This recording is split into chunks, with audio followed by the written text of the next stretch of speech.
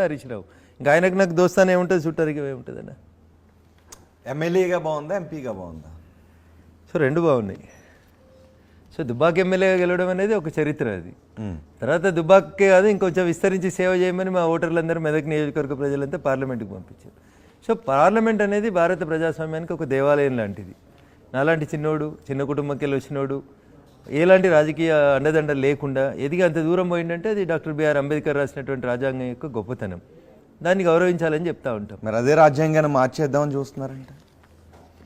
రాజ్యాంగాన్ని అన్నిటికంటే ఎక్కువ సార్లు మార్చి, రాజ్యాంగాన్ని అందరికంటే ఎక్కువ అవమానపరిచి, రాజ్యాంగ నిర్మాతను ప్రత్యక్ష ఎన్నికలలో ఓడగొట్టి, అంబేద్కర్ గారి పేరు లేకుండా, అంబేద్కర్ గారికి భారతరత్న ఇవ్వకుండా, జవహర్లాల్ నెహ్రూ గారు భారతరత్న తీసుకుంటారు, ఇందిరాగాంధీ గారు భారతరత్న తీసుకుంటారు, రాజీవ్ గాంధీ గారు భారతరత్న తీసుకుంటారు.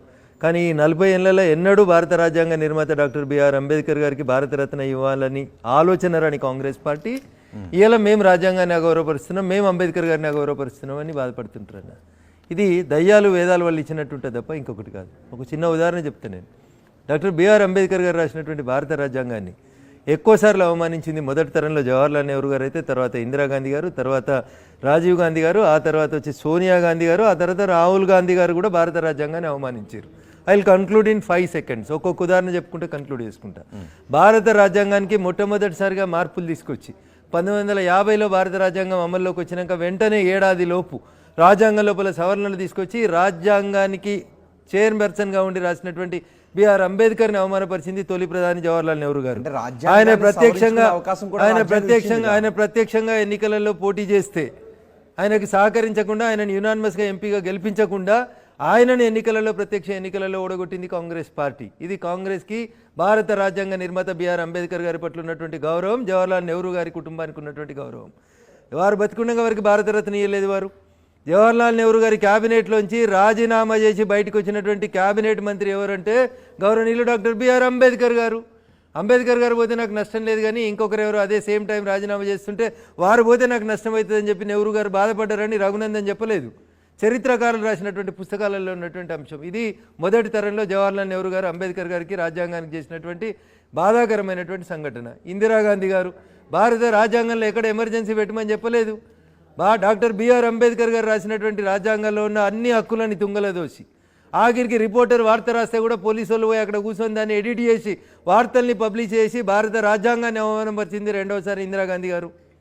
షాబానో కేసులో ఒక ముస్లిం అమ్మాయి కూడా భర్త నుంచి భరణం పొందొచ్చని సుప్రీంకోర్టు జడ్జిమెంట్ ఇస్తే సుప్రీంకోర్టు ఇచ్చిన జడ్జిమెంట్ని డస్ట్బిన్లో వారేసి రాజ్యాంగ సవరణ తీసుకొచ్చి, ఆర్డినెన్స్ తీసుకొచ్చి ముస్లిం సోదరీమణులని కేవలం ఓటు బ్యాంకు రాజకీయాలకు వాడుకొని ముస్లిం మహిళలకి భరణం ఇవ్వద్దు, ఇది అల్లాకు వ్యతిరేకం, ఇస్లాంకు వ్యతిరేకం అని సుప్రీంకోర్టు ఇచ్చిన ధర్మాసనం ఇచ్చిన జడ్జిమెంట్ని డస్ట్బిన్లో వారేసినటువంటి ఘనత గౌరవనీయులు స్వర్గీయ అప్పటి భారత ప్రధాని రాజీవ్ గాంధీ గారికి దక్కుతుంది.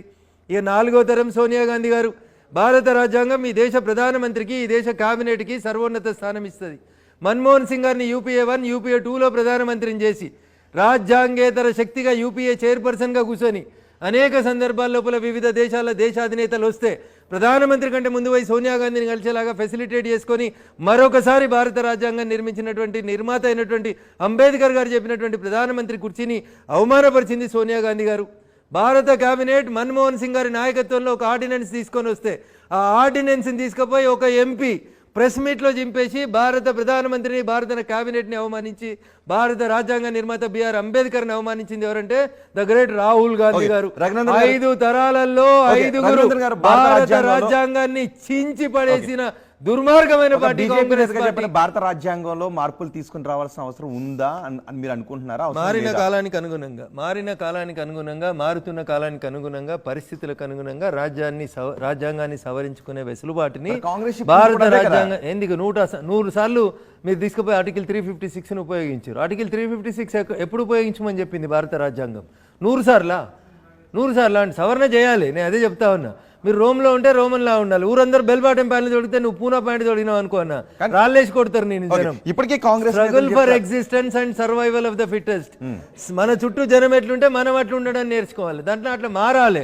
అట్లా రాజ్యాంగాన్ని మార్చాలి. కానీ రాజ్యాంగ మౌలిక సూత్రాలకే మొత్తం మీరు తేడా తీసుకొని వచ్చేస్తే మేము అపోజ్ చేస్తాం. రఘునందన్ గారు, ఇప్పటికీ కాంగ్రెస్ నేతలు చెప్తారు సోనియా గాంధీ ప్రధానమంత్రి అయ్యే అవకాశాన్ని వదిలి త్యాగం చేశారు, సో త్యాగమూర్తి తెలంగాణ ఏర్పాటులో కూడా సోనియా గాంధీ చొరవ తీసుకున్నారు అని కాంగ్రెస్ నేతలు కదా చెప్తుంటారు. సో ఈ మిడిమిడి జ్ఞానం మాటలు మాట్లాడుతున్నటువంటి గౌరవ పెద్దలందరికీ కూడా ఒక మాటనైతే నేను చెప్పాలనుకుంటున్నాను.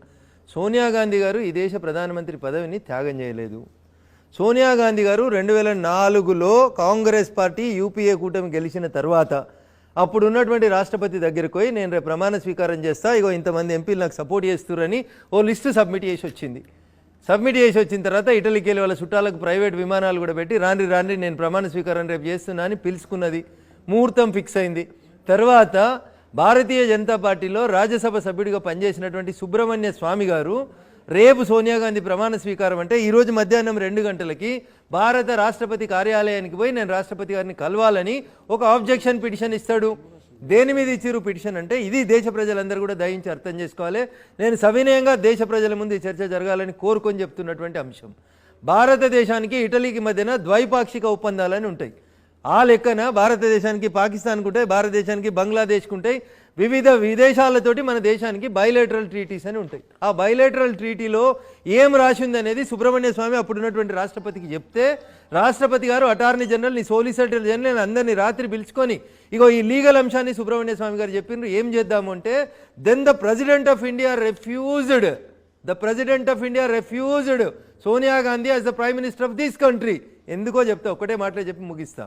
భారతదేశ పౌరులు ఇటలీలో బుట్టి పెరిగి ఇటలీ పౌరసత్వం తీసుకుంటే ఇటలీలో దేనికైనా పోటీ చేయొచ్చు, కానీ ఇటలీ దేశ అధ్యక్ష పదవికి మాత్రం మనం అనర్హులము.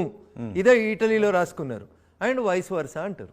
అంటే ఇటలీలో లేదు కదా, తెలియదు అంటున్నా రోహిత్ అందుకని అరే ఒక్క నిమిషం అదే చెప్తున్నా, ఒక్క నిమిషం ఆగుతలేరు మీరు. వైస్ వర్సా అన్న నేను అంటే భారత పౌరులు ఇటలీలో పౌరసత్వం తీసుకొని ఎమ్మెల్యే కావచ్చు, ఎంపీ కావచ్చు, గవర్నర్ కావచ్చు, మంత్రి కావచ్చు, but he cannot become the president or the prime minister of Italy.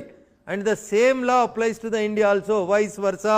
This is written in the bilateral treaty between Italy, ఇటలీనా సోనియా గాంధీ ఇటలీకి ఇండియాకి మధ్యలో ఉన్న ద్వైపాక్షిక ఒప్పందం అన్న.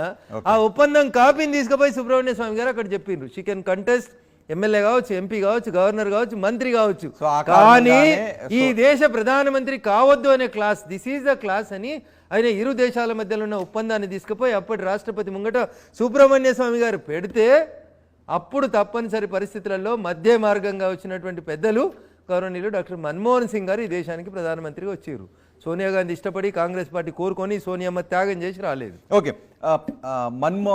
ప్రధానిగా మన్మోహన్ ఎలాంటి పాలన అందించారు? మీకున్న అభిప్రాయం ఏంటి ఆయన పైన? మౌనముని. మంచి పాలన అందించారా? మౌనం ఈ దేశానికి అరిష్టం. వాళ్ళు ఆర్డినెన్స్ చంపేసినప్పుడు రాహుల్ గాంధీ మీద చర్య తీసుకోవాలన్నా తీసుకోవద్దా? ఈ దేశ ప్రధానిగా అంటే ఇప్పుడు మీ కేబినెట్ సహచరులంతా కలిసి ఒక ఆర్డినెన్స్ చేసారు. 543 మంది ఎంపీలలో ఒక MP Rahul Gandhi. Is not minister, is not party president.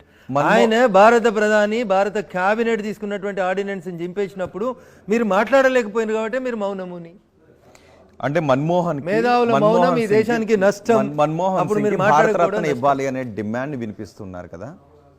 ఇప్పుడు చనిపోయినటువంటి వ్యక్తిని అనవసరమైనటువంటి కాంట్రవర్సీలోకి తీసుకురావడం అనేది గౌరవప్రదంగా ఉన్నది.